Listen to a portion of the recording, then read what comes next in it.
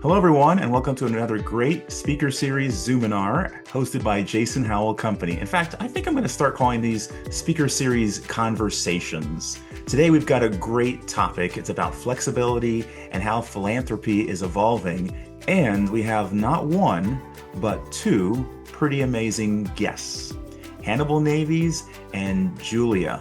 Now, you want to know what Julia's last name is. Julia Healey, of course. Julia Healey is CEO of United Charitable. Hannibal Navies is VP of Development at United Charitable and this spinoff division, Athletes Charitable.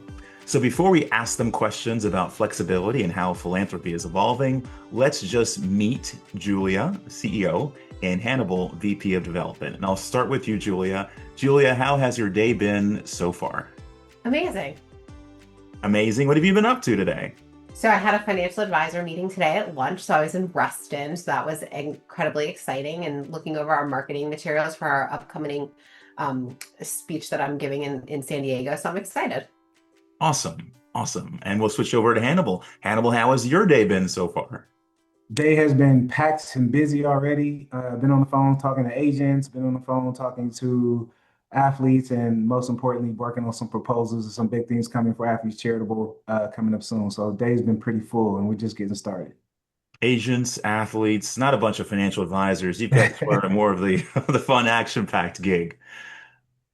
And Yeah, I mean, I deal, Julia tell you, I mean, my day is the multidimensional. I think that the good thing about working at United Charitable is that I'm never bored of doing one thing all the time. I get to work with financial advisors, I get to work with family offices, I get to work with amazing people in United Charitable side, but then get to flip the switch sometimes and work with amazing athletes and agents and different people as well. So I mean, my job never really is siloed in one thing. So I do like that about the role that I have at United Charitable is that I get to touch a lot of different people in a lot of different living areas. I can walk into a room and I can do corporate, I can deal with financial advisor, and I can also deal with the other side of professional sports. So it's been pretty good gig, man.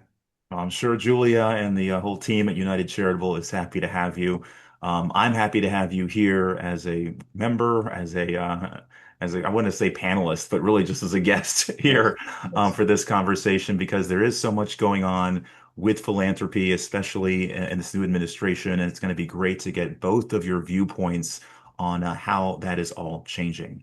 All right, let Sure. me do this. Let me share my screen, and that way we can get some formality to our conversation. So if you came to watch Flexibility, How Philanthropy is Evolving, you came to the right conversation. Julia, Hannibal, thanks again for being here. Before we get into the Q&A, I'll just share a word from our sponsor.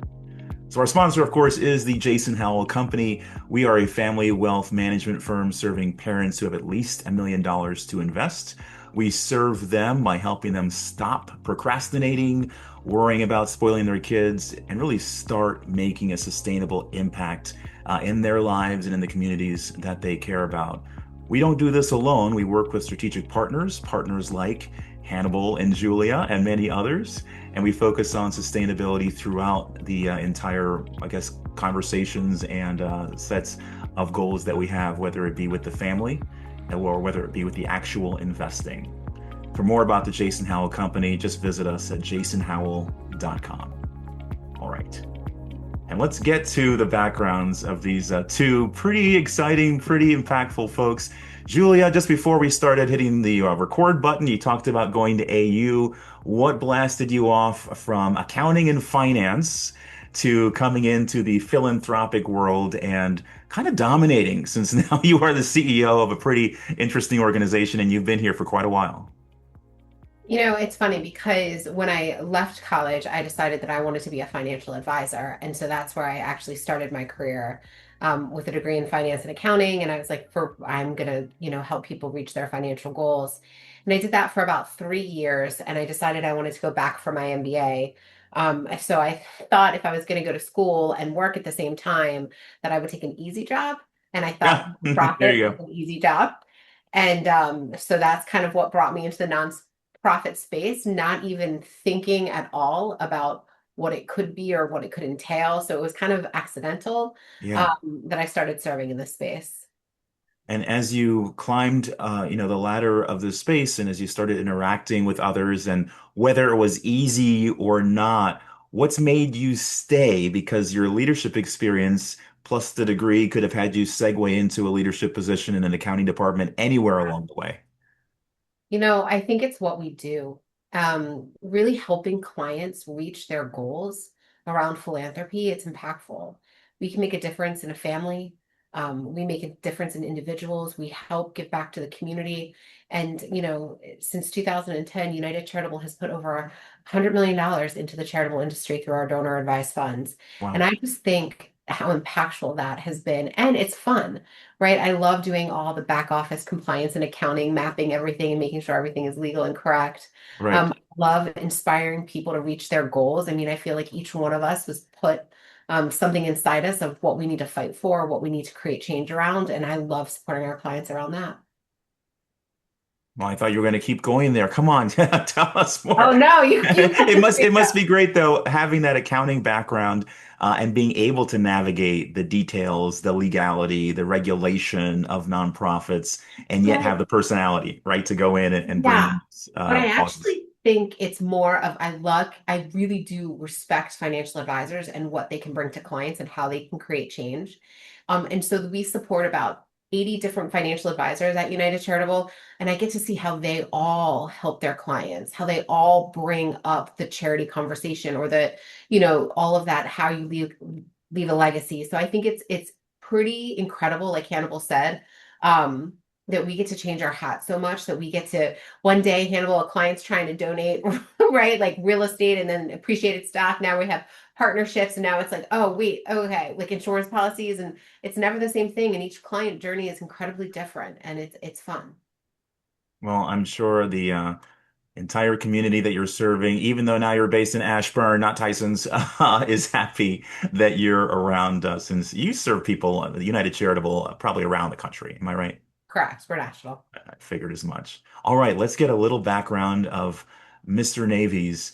Hannibal, the very top of your biography speaks to your 9-year NFL career. We have to start there because not just 99% of the world does not have the experience of being a professional athlete. So let's start there and then talk about your transition to giving back to that community and beyond. Sure, sure. So I played 9 years in the league. Started my football career at the University of Colorado. Well, I should say my collegiate career, right? University of Colorado in Boulder. Back when we were doing some work, right? Not the new Deion Sanders stuff. They're doing great, but we were actually doing a little bit better back then, and we're in the top 10 every year that I was there, except for one. But anyway, got drafted to the NFL and got drafted to Carolina Panthers. Played for the Green Bay Packers and Brett Favre. Went to Cincinnati for a stint and retired from the 49ers, actually my hometown team, right? So I grew up in the Bay Area. Okay. To grow up as a Niner fan and retire a Niner was kind of a full circle moment. So that was amazing. Great career, had a good time. But I definitely felt the other transition part coming and calling me. So I retired on my own, and I was in philanthropy before I retired. So I started philanthropy probably my third year in the NFL.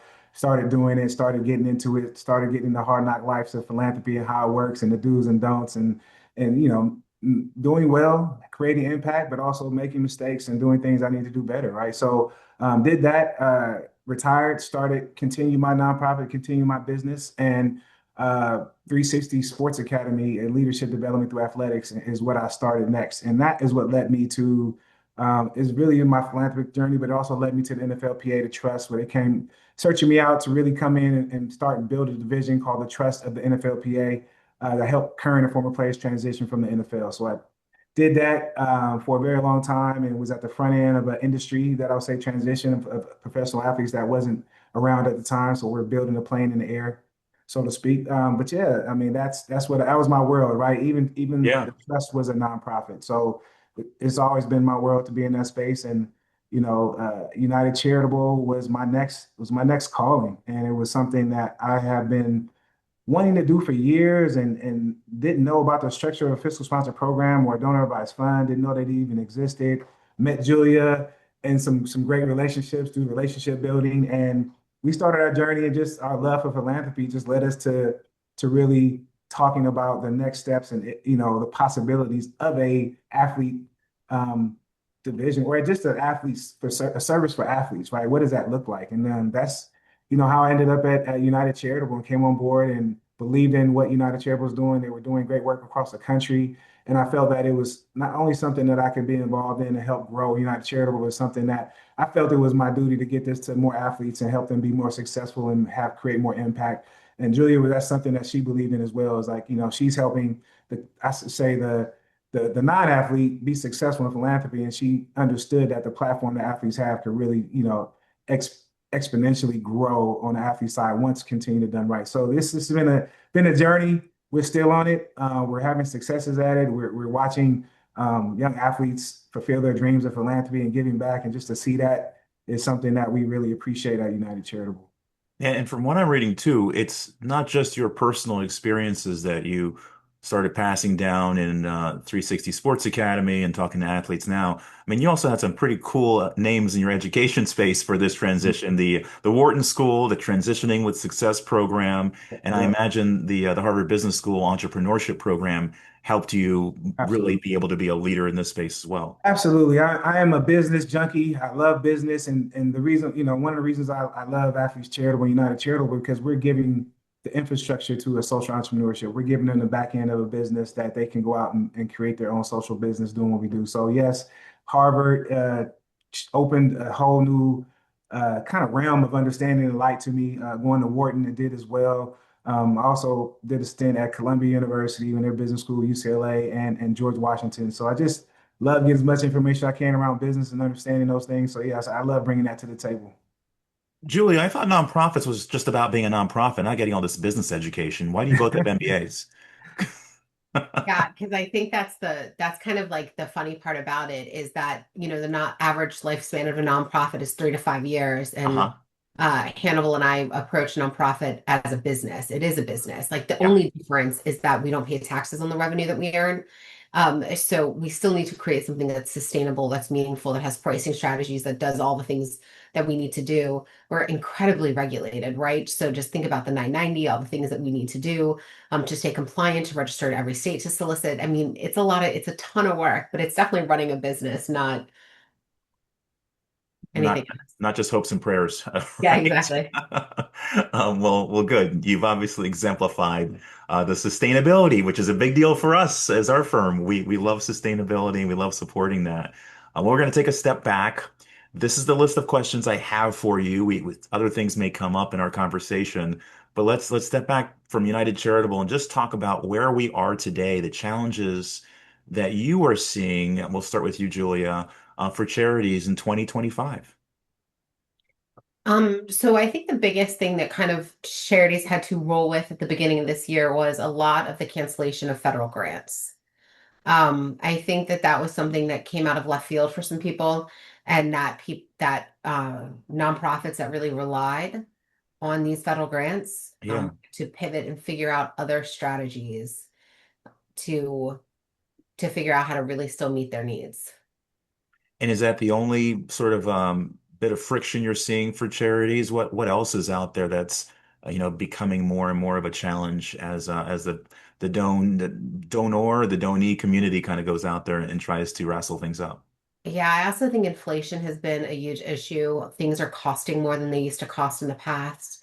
So even to do like a pancake breakfast or things like, egg, we hear about the price of eggs all the time, right? Right. But no, really, it's just the cost of things are rising. I think that there's also sometimes philanthropy runs with people's emotions, and there's also a little bit of hopelessness feeling that we can see with our donors, Sure. or people that don't feel like they're enough, or there's too many problems that we can't possibly fix them. Um, Yeah. so that's kind of what we're seeing in it's and it's hard, right? With AI, all the things that are coming out, donors still give money to people that they care about, right? And they want that connection and they want all of that. And it's harder and harder for charities to meet those demands. Makes sense. Hannibal, since you're also on the ground and you're dealing with people who would be donors, i.e., some of these athletes that may have done well, what are you hearing from them as far as maybe the resistance or friction and becoming philanthropists or even mini philanthropists themselves. So you are you speaking from the standpoint of the athletes donating or the athletes running their own programs and foundations? It could be either, but providing resources to nonprofits. Right. I see it's something for me, athletes side of it, athletes want to give, they just don't know how, they don't know where, they don't know where to Okay. start. They don't understand some of the vehicles that are available, like a donor advised fund, and being in front of it and being able to give to other programs. They don't know how that works. They haven't quite grasped how they can give and still have the financial benefit as well, right? They understand like simple giving to the church, the tip tithing and things like that, but Hmm. they don't understand how they can do the same thing in their philanthropy and how they can give to their philanthropy, how they can grow their philanthropy and give in that way. So I see that as something. Also, just from the other end of it, just from philanthropy in general, some of the things that I see that are kind of anchors and keeping some of philanthropy moving is just the capacity and the bandwidth to continue to do the things we're talking about. Like we said, there are many businesses, right, or big businesses, and not having the capacity, the expertise, and the funding, I think are three things that really keep foundations from growing and being sustainable. So if you take those three things and put them all together, I think those kind of combined really keep a lot of programs from actually growing and being, having the impact that they would like to have. Capacity, expertise, and funding. Okay, we'll probably come back to that. And we will come back to how Athletes Charitable is a result of some really sophisticated work by United Charitable in just a minute. But let me go back to Julia and ask this question. Julia, what are some ways that donors, because you've been in this game quite a time now, how are you seeing them change the way they are giving? That's so fun. Okay, so we're seeing different types of assets come through. So real estate has been a really popular donation recently for a lot of our clients. We're also seeing our clients not just give money, but also give either their time or their talent. So in volunteering or, Jason, with your talent, are you giving, you know what I mean? You could be donating your time, True. teaching people how to do budgets, like all sorts of different things that we're seeing people really want to create change and then not only using their resources, but using their talents and time as well. And have you found that to be as useful when people are bringing other things like, time and talent as much as the financial donation would be? Um, I think that if there's a way that you could do all, that is really what's impactful because nonprofits do need, they need donations to run. Hmm. But they also need volunteerism. They also need other ways to be able to support their community. Got it. Okay, well, to lead into the next question, I want to spend a few seconds on that relationship between United Charitable and Athletes Charitable. That Hannibal is kind of leading that Athletes Charitable, but it really is a part of United Charitable and a great example of the different ways that people who are interested in giving can give without maybe all of the compliance that's necessary to stand up your own things. Julia, speak a little bit to that, then we'll hear Hannibal talk about how he brought his ideas to you and you probably translated it back that way. United Charitable, Athletes Charitable. Oh, yeah, absolutely. Hannibal, when did we meet? 2020. So back right before COVID, we had a couple of athletes on our platform that were already doing an incredible job of philanthropy. And I was like, I wonder if there's any real resources out there that could really help propel you know, professional athletes into the philanthropy space. Um, I tell the story all the time is that, I love my parents to death and I love their philanthropy. I don't really love their, but what I connected with is when Donovan McNabb put what his cause was up on the screen. And I learned, oh my God, I learned so much more about when my Philadelphia Eagles really made an impact in their community and took on causes. And that was really incredible to me. And I was like, there's got to be a way that United Charitable can help in this space. And I really think this could be something special. Enter in a connection of Hannibal Navies. And I just was like, hey, I think this could be big. I have no proof around it. Didn't do any of the research. I didn't do any of like the stuff that we really need to do. And I asked Hannibal, I was like, hey, can you come on as a consultant and can you help me kind of really envision what this could look like? Right. And from there, he, really dug into it. And I can, turn it over to him to then talk about like what his process was when he first started learning about, you know, United Charitable and its vehicles. Go ahead, Hannibal.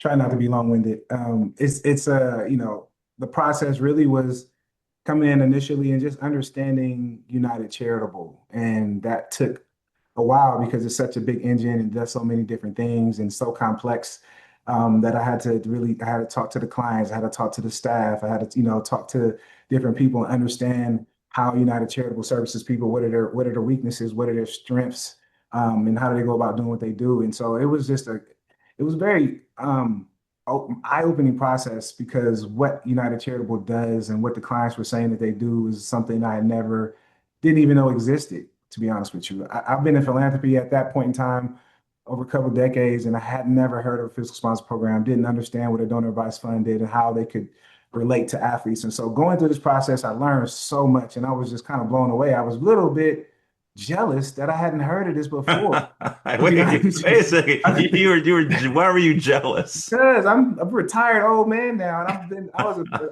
professional athlete doing this by, digging my feet and my hands into this and really doing the work. And I had no back, no help, no support like a fiscal sponsor program, United Charitable, Athletes Charitable helped me. So I just looked at this like, why didn't anybody tell me this? Why didn't anybody educate me on this? This was around and nobody told me. So it was one of those things, me as a former player, but also as a player engagement and player development person that works with professional athletes to build out programs, I was just like, I felt a little slighted, like why are athletes not getting this information, right? And so that's how it came to be. And United Charitable was our engine then, and it continues to be our engine now. So what I did was really just take the engine that United Charitable has built and been doing for over decades, and just made it an offering that fit athletes and how we talk, how we move, who we have relationships with, and who we trust, and the communication back and forth, and just dealing with that offering around athletes and where do athletes reside, how do we engage them, where they exist, and just all that, right? And just built it out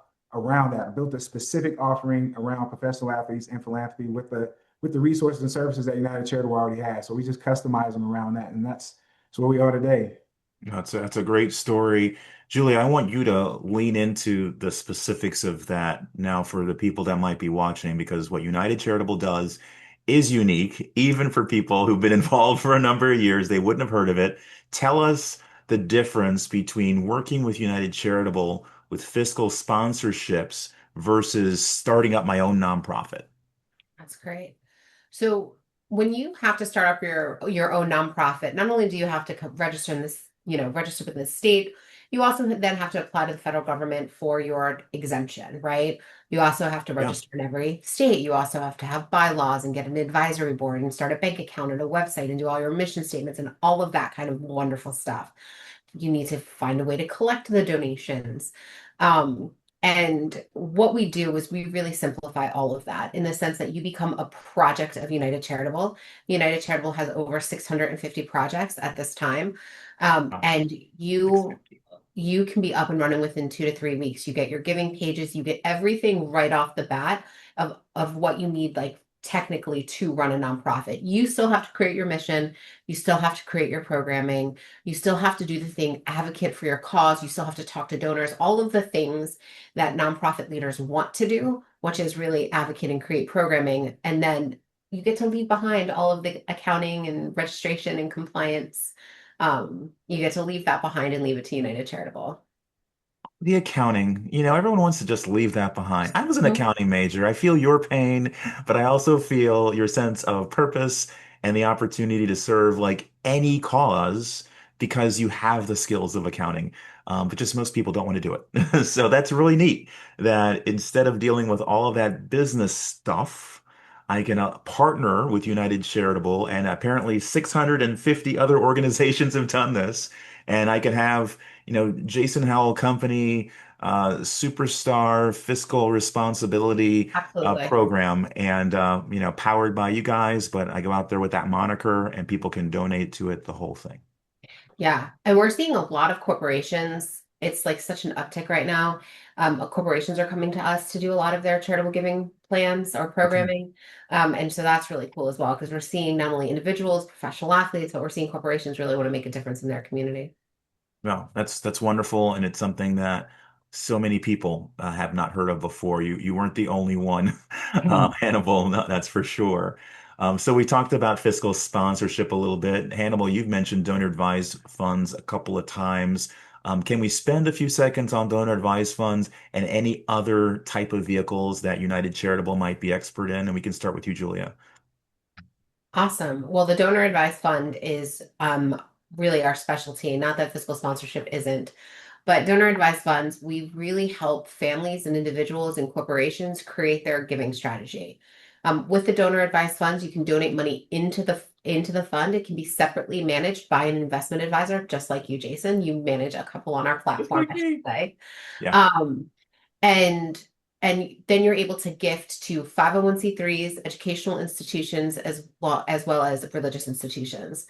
So it's really a way for families to create their legacy and to figure out what's important to organize their giving. So, throughout the year, they're not, oh, I gave a check here, I give money here, I did that. It's a Yeah. really way to strategize around where you want to give and how you want to make an impact.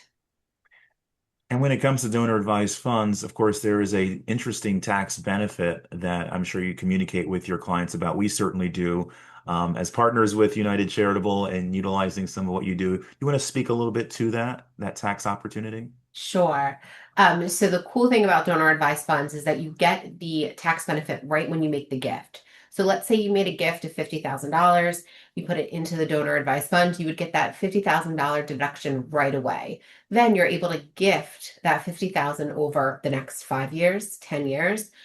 You could sit there and let it grow in your investment account, and then you could make, your life event happens and you can make a huge donation to, get your the side of the building that you wanted at the hospital. Yeah. Yeah. But whatever it may be, you're really able to, it's an incredibly flexible vehicle that helps you reach your philanthropy goals. And that's what we call this, right? The flexibility in philanthropy. You can make a donation today. You may not know who or where you want to make that donation to, but you do know you want to make a donation. It gives you time as a donor. Absolutely. Oh, that's terrific. Thanks for that. Well, I'm going to get into probably the last question, unless there ends up being comments that either of you want to make. And that really is about the future. What do each of you see as the future of charitable giving and philanthropy? And let me start from Hannibal, who's kind of on the ground with these athletes, because that's where there's a lot of resources there, and their opinions about what they'd like to do might be quite helpful. So, what do you, Hannibal, see as sort of the future of giving for the community that you're a specialist in? The future of giving is us. I think, to be honest with you, Athletes Charitable, United Charitable, I think the future of giving, and especially in the athlete space, is us, meaning that we're doing innovative things. We're changing, we're not creating philanthropy at all. We're not creating athletes in philanthropy, but what we are creating is a space where athletes can do it a different way, can do it right, can maximize who they are and what they're doing, and can get expertise and strategy and a team behind them to help them go out there and feel comfortable raising money in this space and feel confident that they can go and put their programs up against any foundation out there and do it. So we want to be seen as the superheroes of philanthropy with the athletes and be able to give them this tool to go out there and continue to do the work they're doing, but do it on a bigger scale and grow it out and teach them, educate them about the impact and educate them about sustainability and make sure that they don't fall into the statistic of 2 years after they retire that their foundations are no longer existing. So that's our goal, is to really create sustainability in the athletes and their giving and educate them on how their giving also can help them financially, because that's another big piece that I don't hide from, is like their financial benefits, and we need to be financially savvy as professional athletes as well. And these vehicles are very beneficial in helping you be financial savvy with that as well and creating impact. So if you can give back, create impact and save money on your taxes at the same time, but let's teach that and let's give that to them. So for me, that's what I see continue to be the future of what we do. Yeah, that's exactly what I see too, Hannibal. As a financial advisor, we're talking to people who will have a little extra, and Hmm. at a certain point, they can take care of their needs. And Right, so, right, what else can they do to right, perpetuate it, right? right. And the community, it could be their children, but there's a lot of people who are community interested, and that does kind of come back, and that is sustainable. Mhm. And that means so much. And I think more importantly, your line, the superheroes of philanthropy, that's probably what people Yeah. want to be. Is that right, Julia? Is that what you're seeing as the future? Creating some superheroes of philanthropy? Yeah, I definitely think that. And it's interesting because according to Giving USA in 2024, $600 million or $600 billion was donated into charity in the US. Okay. Um, Number. and we all have a responsibility here. I'll get out my little soapbox now, right? But There it that's is. pillars that Hannibal's talking about. We all have a response. We all can give back and we all can create change. And it's a real industry. And I think that that's sometimes, kind of what we started off this conversation with, like, why does Hannibal and I have business degrees and all that fun stuff? But like in reality, $600 billion. So I definitely see the future as being really how are we embracing technology? How are we connecting like donors to really seeing the impact they're creating with their funds? How are we really going to do more of the, okay, here's $5,000, here's what impact that could create? How are we really connecting to people? How do we use technology to help it make it easier? And how do we really see the change that we want to see? How do we see the change that we want to see? Well, Hannibal, Navies, superhero of philanthropy, and VP of development at United Charitable / and Athletes Charitable, and Julia Healey, the CEO of United Charitable. Thank you both for having this conversation with me, and hopefully the rest of the world as time goes by. Absolutely. Thanks for Thanks having so much us. for having us. Oh, you bet. You bet.